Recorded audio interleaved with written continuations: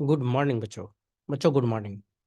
बच्चों आज की क्लास में जो हम लोग बात करने जा रहे हैं oogenesis, और वो भी एनसीईआरटी का line by line. oogenesis NCERT का लाइन बाय लाइन हम लोग बात करेंगे डिटेल में। बच्चों oogenesis की जो बात करते हैं हम लोग, oogenesis oogenesis क्या होता है कि ओभा का प्रोडक्शन, जो ओभा है इसी ओभा का प्रोडक्शन, और जब ओभा का प्रोडक्शन होगा तभी जाके स्पर्म जब उसके साथ मिलेगा तो क्या हो जाएगा, फर्टिलाइजेशन। तो हम लोग जो बात करने जा रहे हैं oogenesis का, oogenesis में हम लोग क्या बात करेंगे, process of formation of mature female gamete is called oogenesis।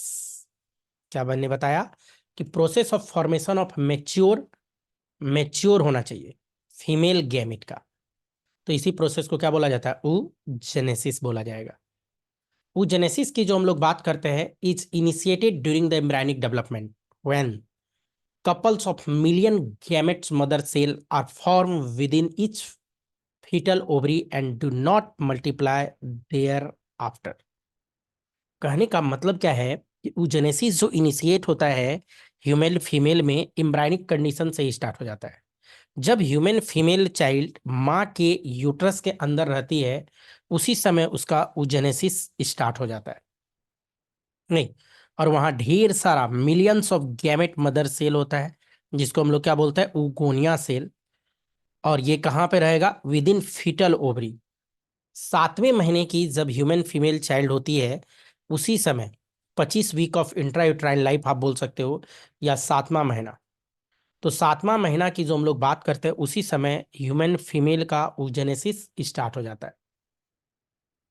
और यहाँ पे जो सेल है स्टार्ट करता है division and stop the process at prophase first of meiosis first. तो मियोसिस फर्स्ट स्टार्ट हो जाता है माँ के पेट से, और प्रोफेज फर्स्ट स्टेज में जाके ये मियोसिस फर्स्ट का प्रोफेज फर्स्ट में अरेस्ट हो जाता है। और इस स्टेज प्रोफेज फर्स्ट में जो अरेस्ट होता है, इस स्टेज में जो oocytes होता है उसको हम लोग क्या बोलते हैं, प्राइमरी oocytes। क्या नाम दिया जाता है, प्राइमरी oocytes बोला जाता है बच्चों। तो प्राइमरी oocytes है, प्रोफेज फर्स्ट में ही अरेस्ट है मियोसिस का। देन क्या होता है, प्रोफेज फर्स्ट के बाद जो हम लोग बात करें, each primary oocytes then get surrounded by flattened layer of follicular cell जिसको कि बोलता है प्रीमोडियल फॉलिकल। नहीं, ईच प्राइमरी oocyte जो है जो प्रोफेज फर्स्ट में अरेस्ट है, सराउंड हो जाता है फ्लैट लेयर फॉलिकुलर सेल का। एक्चुअल में ये स्क्वामस सेल होता है और इसीलिए हम लोग इसका नाम प्राइमरी है। तो प्राइमरी oocytes का है तो प्रीमोडियल फॉलिकल के नाम से हम लोग जानते हैं। जैसे मैं आपको अगर दिखाऊं तो प्रीमोडियल फॉलिकल, शुरुआती जो फॉलिकल है वो यही है, प्रीमोडियल फॉलिकल जो आपको दिख रहा है। नहीं, ये प्रीमोडियल फॉलिकल की बात हो रही है। इनर मोस्ट लेयर जो ग्रेन्युलोसा सेल का होता है अटैच होता है zona pellucida forming the corona radiata. नहीं, एक्चुअल में इसके बाद स्टेप बाय स्टेप ये जनरेशन होता चला जाता है और फाइनली जो जनरेट होके जो बनता है मेच्योर, तो inner most layer granulosa cell का जो क्या वो अटैच होता है किससे, zona pellucida forming corona radiata. नहीं, कोरोना रेडियाटा जो आउटर लेयर होगा और अंदर वाला जो लेयर होता है उसको हम लोग क्या बोल देते हैं, जोना पेलुसिडा। क्या बोला जाता है, जोना पेलुसिडा। जैसे इस फिगर को आप गौर से देखिए, इस फिगर में ये जोना पेलुसिडा तो अंदर वाला लेयर है, ये जो दिख रहा है ये तो जोना पेलुसिडा है। लेकिन जोना पेलुसिडा के बाहर जो ये सब लेयर आपको दिख रहा है ये सब क्या है, कोरोना रेडियाटा वाला लेयर मौजूद होता है। नहीं, तो कोरोना रेडियाटा वाला यहाँ पे लेयर मौजूद है। A large number of this follicle degenerate during the period from birth to puberty. नहीं, और therefore at puberty only 60,000 to 80,000 follicle are left in each ovary। कितना रहता है प्रत्येक ओवरी में, 60,000 से लेके 80,000 फॉलिकल मौजूद रहता है। नहीं, ज्यादातर जो फॉलिकल है वो डिजनरेट हो जाता है बर्थ से लेके प्यूबर्टी के टाइम में। बर्थ से जो प्यूबर्टी का टाइम होता है, इस टाइम में ज्यादातर फॉलिकल जो ह्यूमन फीमेल का है वो डिजनरेट हो जाता है। नहीं, तो कौन सा फॉलिकल की बात कर रहे हैं? प्राइमरी फॉलिकल की हम लोग बात कर रहे हैं, जो डिजनरेट कर जाता है। बाद में जो फ्लैटेंड फॉलिकुलर सेल बनता है, जो कि cuboidal and proliferate to produce stratified epithelium which constitute the membrana granulosa, और इसी को बोलता है ग्रेनुलोसा सेल। मेम्ब्रेना ग्रेनुलोसा जो होता है, तो उसी को हम लोग क्या बोल देते हैं? ग्रेनुलोसा सेल की हम लोग बात करते हैं। तो इसी के जस्ट अगला स्टेप जो प्राइमरी फॉलिकल का है, उसके चारों साइड ग्रेनुलोसा सेल क्या करता है? उसको कवर कर लेता है। और जैसे ग्रेनुलोसा सेल उसको कवर करेगा तो हम लोग उसका नाम देंगे मेम्ब्रेना ग्रेनुलोसा, या सीधे हम लोग ग्रेनुलोसा सेल भी बोल देते हैं। Follicle at this stage of development are called primary follicle. क्या बोला जाएगा? प्राइमरी फॉलिकल इसको बोला जाएगा। तो यहां तक जो ग्रेनुलोसा सेल का डेवलपमेंट हुआ, ये प्राइमरी फॉलिकल कहलाता है। इसके बाद क्या है? A homogeneous membrane, the zona pellucida, नहीं, ग्लाइकोप्रोटीन लेयर यहाँ पे एक बनता है, appear between the primary oocytes and granulosa cell. Primary oocytes और ग्रेनुलोसा सेल के बीच में जो बनेगा, कौन बनता है? एक ग्लाइकोप्रोटीन का लेयर आ जाता है, जिसका नाम क्या है? Zona pellucida. तो जोना पेलुसिडा की जो बात करते हैं, तो जोना पेलुसिडा मेम्ब्रेन है जो डिवाइड करता है from ovum. Zona pellucida is a membrane drive from ovum. कहाँ से ड्राइव होता है? ओवम से। और ओभा खुद अगर, या ओवम खुद अगर किसी मेम्ब्रेन को सिक्रीट करता है, तो प्राइमरी एग मेम्ब्रेन कहलाता है। तो ह्यूमन के केस में जोना पेलुसिडा जो होता है, ये प्राइमरी एग मेम्ब्रेन होता है। ये क्या होता है? प्राइमरी एग मेम्ब्रेन होता है। Inner most layer granulosa cell का firmly attach to zona pellucida, नहीं, और देन फॉर्म करता है कोरोना रेडियाटा। मतलब ये एग है, इसका जो सबसे अंदर का लेयर है वो तो जोना पेलुसिडा है, और उसके बाहर बनता है कोरोना रेडियाटा। देन जो हम लोग बात करेंगे क्या बनेगा? Corona radiata. और जो कोरोना रेडियाटा बनता है, तो यहां तक सेकेंडरी फॉलिकल के स्टेज में आ जाता है। सेकेंडरी फॉलिकल, तो यहाँ पे जो हम लोग बात करें, कैविटी एंट्रम, एंट्रम जो कैविटी यहाँ पे आपको दिख रहा है बीच में, एंट्रम अपेयर हो जाता है with in the membrana granulosa. और फॉलिकुलर कैविटी जो है ये साइज में इंक्रीज होता चला जाता है। जैसे अगले स्टेप में देखिएगा, साइज इंक्रीज करता चला जाता है। और इसी के कारण क्या होगा? Wall of follicle become relatively thin, पतला होता चला जाता है फॉलिकल का वॉल। फॉलिकल का वॉल एंट्रम बनने के कारण क्या होगा? पतला होता चला जाता है। oocytes की जो बात करें, नाउ लाई इसेंट्रिकली इन फॉलिकल सराउंडेड सम ग्रेनुलोसा सेल, जिसको हम लोग बोलते हैं क्यूमुलस oophoricus। नहीं, ग्रेनुलोसा सेल में oocytes को अगर आप देखिएगा, ये वाला oocytes देख लो आप, तो इस oocytes के चारों साइड जो ग्रेनुलोसा सेल है, ग्रेनुलोसा सेल सब जो यहाँ पे चारों साइड इसको घेरे हुए रहता है, इसी का नाम है क्यूमुलस oophoricus। उसका नाम हम लोग क्या देते हैं बच्चों? क्यूमुलस oophoricus नाम देते हैं। देन क्या होता है कि the follicle expand and stromal cell surround the membrana granulosa become condense to form covering called theca interna. Then जो है इसके अगले स्टेप में अगर हम लोग बात करें, तो बाहर से जो मेम्ब्रेनस ग्रेनुलोसा का कुछ सेल कंडेंस होके बनाता थीका इंटरना। आपको बता दूं, यही थीका इंटरना है जो सिक्रीट करता है एस्ट्रोजन हार्मोन। एस्ट्रोजन हार्मोन का सिंथेसिस कौन करता है? Theca interna. तो जैसे थीका इंटरना बनेगा, एस्ट्रोजन हार्मोन निकलना स्टार्ट हो जाएगा। Outside theca, theca interna some fibrous tissue become condense to form covering call theca externa. सबसे बाहर क्या होगा? थीका एक्सटर्ना का लेयर बना देता है। सबसे बाहर की अगर हम लोग बात करेंगे, तो वो क्या बनाएगा बच्चों? थीका एक्सटर्ना का लेयर बनाएगा। और जब थीका एक्सटर्ना का लेयर बन जाएगा, तो ये फॉलिकल जो कि सेकेंडरी फॉलिकल होता है, इस फॉलिकल को हम लोग क्या बोलेंगे? Secondary follicle. The cell of theca interna later secrete hormone estrogen. तो थीका इंटरना क्या सिक्रीट करने लग जाता है? एस्ट्रोजन नाम का हार्मोन का सिक्रेशन स्टार्ट कर देता है। नहीं, तो आपको याद रखना है, थीका इंटरना क्या सिक्रीट करेगा? Oestrogen. At this stage, the primary oocytes within the secondary follicle move, grow and size to complete the meiosis first. ये प्राइमरी oocytes क्या करेगा?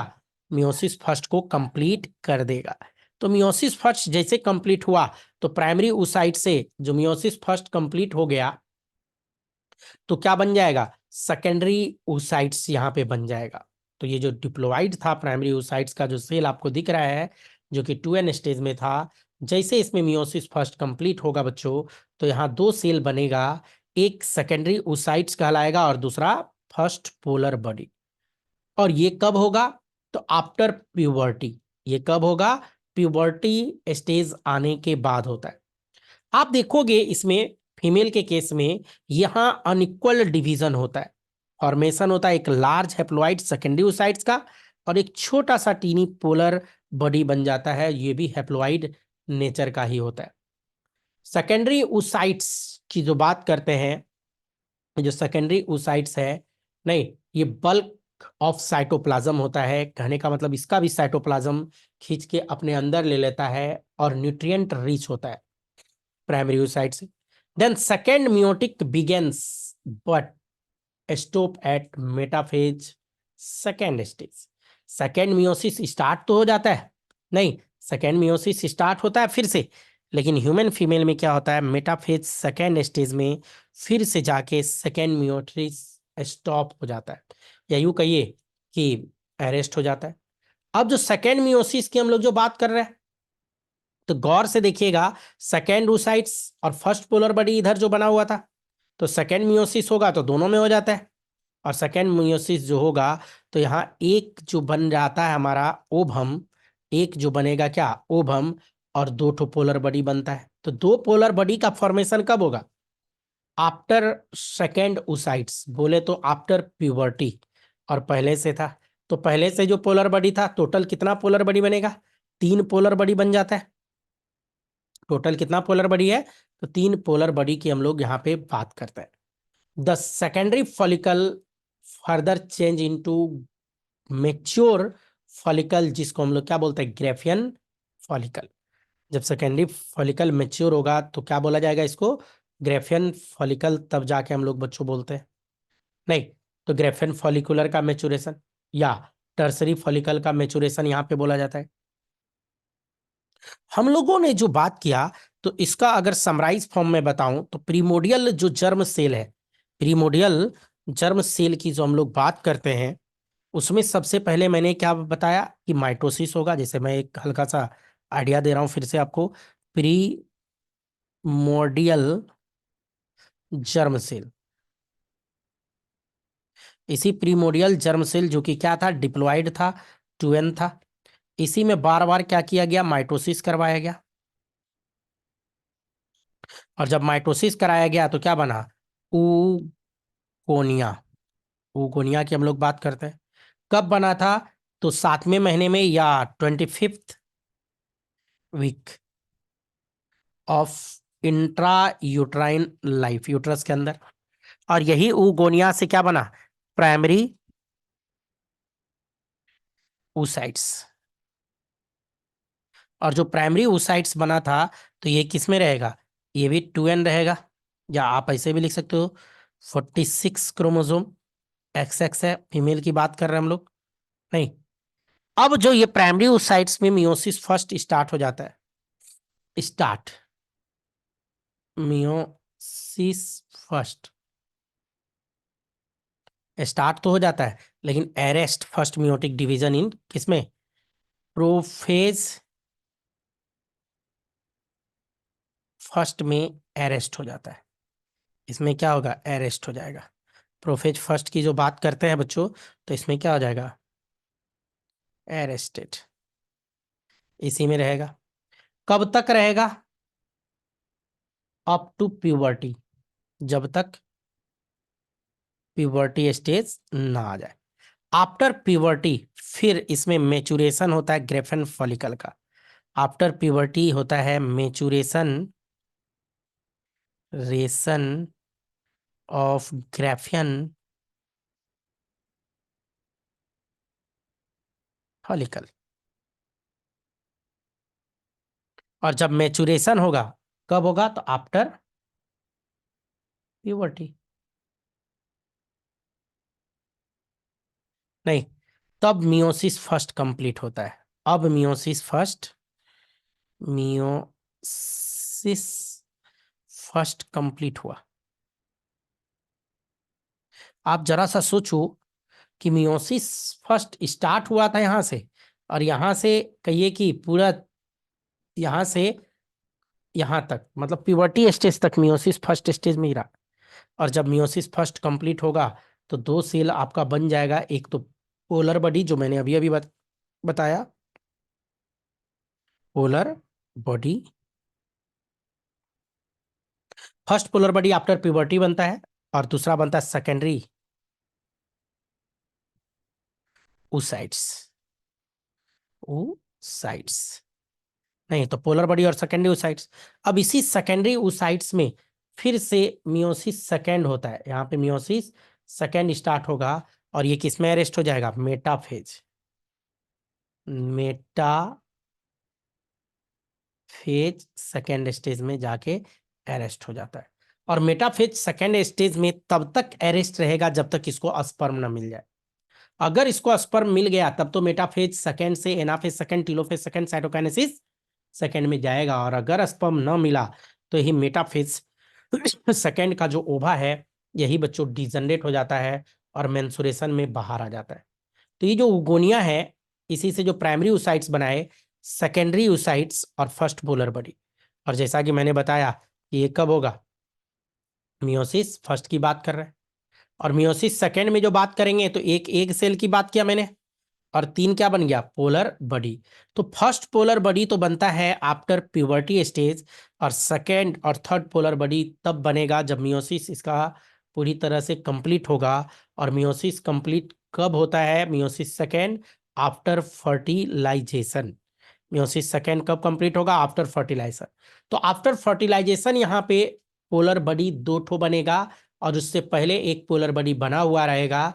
नहीं, और देन जब ये हो जाएगा आफ्टर फर्टिलाइजेशन, दैट मीन्स कि मियोसिस फीमेल में कंप्लीट हुआ। बच्चों हम लोग जो बात कर रहे हैं ओवुलेशन, नेक्स्ट स्टेप हम लोग आते हैं ओवुलेशन। जो ग्रेफियन फॉलिकल जो मेच्योर था, वही मेच्योर ग्रेफियन फॉलिकल से जो ओवा था, यही ओवा जब रिलीज हो जाएगा तो इसी प्रोसेस को हम लोग क्या बोलते हैं, ovulation. The release of ovum या secondary oocytes from ovary is called ovulation. नहीं, रिलीज की बात कर रहे हैं ओवम का, कहां से, सेकेंडरी oocyte से। तो ओवरी के अंदर था तो ओवरी से बाहर आ जाएगा, इसी प्रोसेस को बोलते हैं ओवुलेशन। मतलब यहाँ पे ग्रेफियन फॉलिकल जो है at first very small compare to thickness of the cortex of the ovary. नहीं, तो यहाँ पे निकल जाएगा, रिलीज हो जाएगा। यहाँ पे जो है आपको बता दूं, जो ओवुलेशन होता है उसमें LH हार्मोन का भी बहुत बड़ा रोल होता है। नहीं, एज इट इनलार्ज, जब ये इनलार्ज होगा, it become so big that is not only reach the surface of ovary but also form A bulging in this situation. नहीं, और यहीं पे क्या होगा, अल्टीमेटली द फॉलिकल रप्चर और रिलीज द ओवम। तो ओवम जो रिलीज हुआ वो किस स्टेज में रिलीज होता है, तो मेटाफेज सेकेंड स्टेज में। मेटाफेज सेकेंड स्टेज में रिलीज होता है। और इसी मेटाफेज सेकेंड स्टेज में जो रिलीज होगा, तो मेटाफेज सेकेंड स्टेज में ही फर्टिलाइजेशन की हम लोग बात करते हैं। ओवा के अंदर स्पर्म का एंट्री जो होता है वो कब होगा, मेटाफेज सेकेंड स्टेज में होता है बच्चों। आइए कुछ मल्टीपल चॉइस क्वेश्चन यहाँ पे देखते हैं। तो पहला क्वेश्चन अगर यहाँ पे देखें, in human female the oogonia start cell division during embryonic development stage and stop the process at prophase first, meiosis first का, मेटाफेज फर्स्ट, मियोसिस फर्स्ट का, एनाफेज फर्स्ट, मियोसिस फर्स्ट का, और टीलोफेज फर्स्ट, मियोसिस फर्स्ट का। तो answer क्या जाएगा बच्चों, हम लोग जानते हैं कि prophase first of meiosis first. दूसरा क्वेश्चन देखिए आप यहाँ पे, ओवुलेशन इज पहला है option, release of primary oocytes from ovary, release of secondary oocytes from ovary, release of tertiary oocytes from ovary और release of Graafian follicle. Answer क्या जाएगा? Release of secondary oocytes from ovary. आइए structure of ovum से related हम लोग बात करेंगे। Structure of ovum से रिलेटेड हम लोग थोड़ा सा बात करते हैं कि स्ट्रक्चर ओवम का क्या है। बच्चों, द ओवम है that is sealed from ovary is not mature. और ये अरेस्ट कहां पे रहता? Metaphase second of mensuration. Mensuration division में, मेचुरेशन डिवीजन में, मेंसुरेशन नहीं, मेचुरेशन डिवीजन में। मियोसिस सेकेंड मेचुरेशन डिवीजन की जो बात करते हैं तो उसमें ये क्या होगा? एरेस्ट रहता है। Meiosis second metaphase second stage में ओभा रहेगा। ये जो ओभा है ये किस स्टेज में है? ये मेटाफेज सेकेंड स्टेज की बात कर रहे हैं। और इसके चारों साइड एक लेयर होता है जिसका नाम क्या है? Zona pellucida. इसके चारों साइड जो सराउंडिंग लेयर है क्या नाम है? जोना पेल्यूसिडा, जो कि प्राइमरी एग मेम्ब्रेन के नाम से भी जाना जाता है। यही क्या है? Zona pellucida. तो जोना पेल्यूसिडा मौजूद होता है। और इसी जोना पेल्यूसिडा के बाहर अगर बात करोगे, इसी जोना पेल्यूसिडा के अगर बाहर बात करें तब होता है इसमें क्या? Corona radiata. Corona radiata. इसमें अंदर देखिए साइटोप्लाज्म आपको दिख रहा है, न्यूक्लियस भी दिख रहा है नहीं? तो यहाँ पे अंदर में है जोना पेल्यूसिडा और बाहर में कोरोना रेडियाटा की हम लोग बात करते हैं। यहाँ विटेलाइन मेम्ब्रेन भी आपको दिख रहा है, विटेलाइन मेम्ब्रेन नहीं, विटेलाइन मेम्ब्रेन। और अंदर में क्या है इसका? Zona pellucida. बाहर से विटेलाइन मेम्ब्रेन और देन कोरोना रेडियाटा का फॉलिकुलर सेल। तो सबसे बाहर है corona radiata, then vitelline membrane, then zona pellucida की हम लोग यहाँ पे बात करते हैं बच्चों। नहीं, तो विटेलाइन मेम्ब्रेन क्या होता है? तो स्पेस है, किसके बीच क्या स्पेस है? जोना पेल्यूसिडा और कोरोना रेडियाटा की जो बात करते हैं।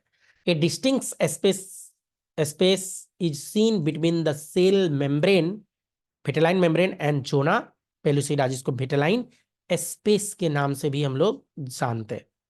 यहीं पे जो ये फिगर आपको दिख रहा है ओवम का, first polar body separate from ovum during the first meiotic division seen in pre vitelline space. कहां पे आ जाता है?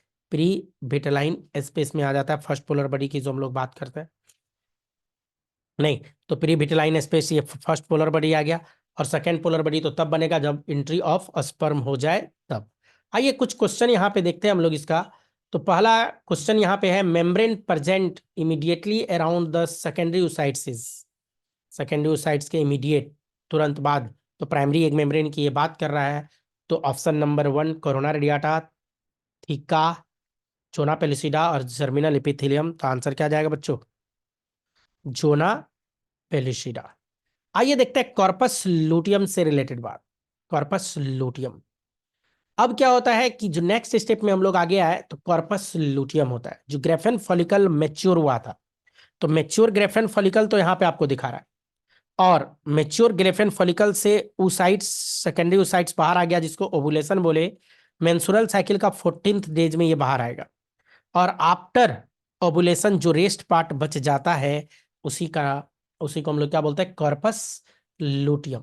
यही जो यहाँ पे बचा हुआ है तो इसको हम लोग क्या नाम देते हैं? कॉर्पस लूटियम का नाम दिया जाता है बच्चों। तो कॉर्पस लूटियम। आइए कॉर्पस लूटियम से रिलेटेड हम लोग यहाँ पे बात करते हैं। कॉर्पस लूटियम यहाँ पे जो है तो वो क्या है? इस जगह पे जो आपको दिख रहा है कॉर्पस लूटियम।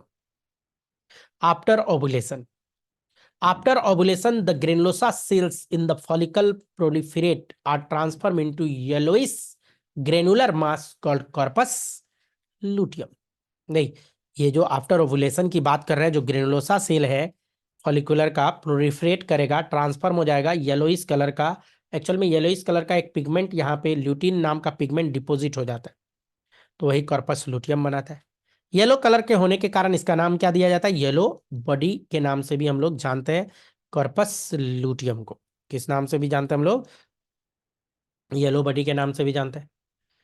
बच्चों यहाँ पे जो बात करें, if the ovum is not fertilize, अगर ओवा फर्टिलाइज नहीं होगा, the corpus luteum persist for about 14 days. नहीं, वैसे तो 9 डेज तक लोग बोलता है कि 9 दिन तक ये रहता है, लेकिन कॉर्पस लूटियम एक्चुअल में क्या होता है? कॉर्पस लूटियम और एक होता है कॉर्पस एल्विकेंस, दोनों मिला के यहाँ होता है 14 डेज। यहाँ दोनों मिला के बात करेंगे तो 14 डेज, बट आपका एनसीईआरटी लिखता है कि ये 14 डेज तक क्या हो जाता है कि परसिस्ट करता है। During this period it secrete progesterone. Actual में ये 9 डेज तक ही कॉर्पस लुटियम होता है, और जब तक कॉर्पस लुटियम रहेगा तभी प्रोजेस्टेरॉन का सिक्रेशन होता है, बट आपका एनसीईआरटी जो लिखा 14 डेज। उसके बाद कॉर्पस एल्बिकेंस बन जाता है, नहीं तो ये प्रोजेस्टेरॉन का सिक्रेशन करता है। At the end of the functional life it degenerate to form fibrous tissue, जिसको बोलता है कॉर्पस एल्बिकेंस। तो बाद में बन जाता है ये कॉर्पस एल्बिकेंस। तो कॉर्पस लुटियम और एल्बिकेंस की बात करें तो ये दोनों मिलके 14 डेज का कहानी चलता है। कॉर्पस एल्बिकेंस व्हाइट बॉडी बोला जाता है। लुटियम तो 9 डेज, और रेस्ट जो डे है, नहीं तो जो रेस्ट बच गया लगभग 5 डेज के आसपास, वो कॉर्पस एल्बिकेंस रह जाता है, तो व्हाइट बॉडी के नाम से उसको जाना जाता है।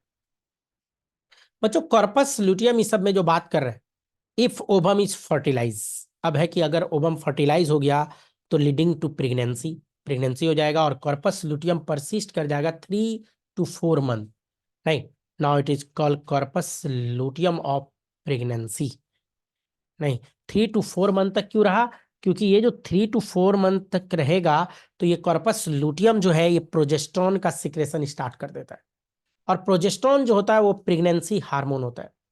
तो यही कॉर्पस लुटियम जो 3 to 4 मंथ तक रहेगा, कॉर्पस लुटियम, नहीं ये प्रोजेस्टेरॉन का सिक्रेशन कर देगा स्टार्ट। और प्रोजेस्टेरॉन जो बात करें एसेंशियल होता है प्रेगनेंसी के लिए, maintenance of pregnancy in the first few month, progesterone चाहिए ही चाहिए।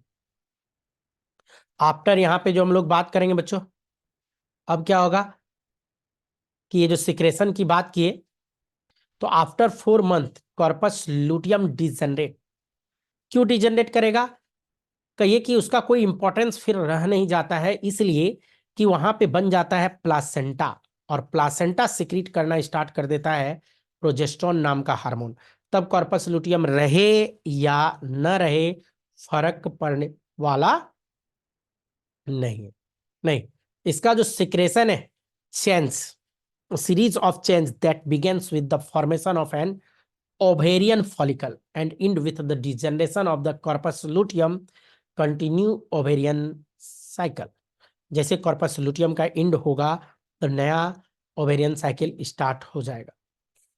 बच्चों अगर हम लोग जो स्पर्मेटोजेनेसिस पढ़े, तो स्पर्मेटोजेनेसिस का सारा स्टेप ये देखे, और जो दूसरा हम लोग oogenesis पढ़े, oogenesis का सारा स्टेप ये देखे। तो स्पर्मेटोजेनेसिस और oogenesis को अगर कंपेयर किया जाए तो यहाँ पे देखिए कंपेयर है। कंपेयर के बाद जो हम लोग बात करें, एक तो ये स्पर्मेटोजेनेसिस की बात कर रहे हैं, और इधर क्या बात कर रहे हैं, oogenesis से रिलेटेड बात कर रहे हैं। इधर स्पर्मेटोगोनिया सेल है, इधर oogonia है। यहाँ प्राइमरी स्पर्मेटोसाइट्स बनाया है, यहाँ भी प्राइमरी oocytes बनाया है। मियोसिस फर्स्ट यहाँ भी हुआ है, मियोसिस फर्स्ट यहाँ भी हुआ है। जब बना यहाँ सेकेंडरी स्पर्मेटोसाइट्स, तो यहाँ भी सेकेंडरी oocytes बना, और देन स्पर्मेटिड्स, और यहाँ हम लोग इसको क्या बोल देते हैं, ओवम। इस तरीके से चलता है। लेकिन यहाँ पे क्या है कि oocytes में, ओवा में, प्राइमरी oocytes में जो मियोसिस फर्स्ट स्टार्ट होता है तो प्रोफेज फर्स्ट में अरेस्ट हो गया था, माँ के पेट से ही स्टार्ट हो जाता है, नहीं फीटल लाइफ से ही यहाँ स्टार्ट हो जाता है, और इधर एट प्यूबर्टी स्टार्ट होता है। मतलब स्पर्मेटोजेनेसिस प्यूबर्टी आने के बाद स्टार्ट होता है, और फीमेल का जो oogenesis की बात करते हैं वो स्टार्ट हो जाता है फीटल लाइफ से ही, माँ के यूट्रस के अंदर से ही वहां पे स्टार्ट हो जाता है। तो इस तरीके से काम होता है बच्चों।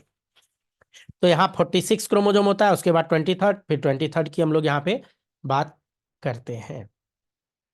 नहीं, रिप्रोडक्टिव पीरियड की अगर बात करें, formation of gamete, reproductive period की जो बात करते हैं, formation of gamete takes place only during the reproductive period which begins at the age of puberty in an individual.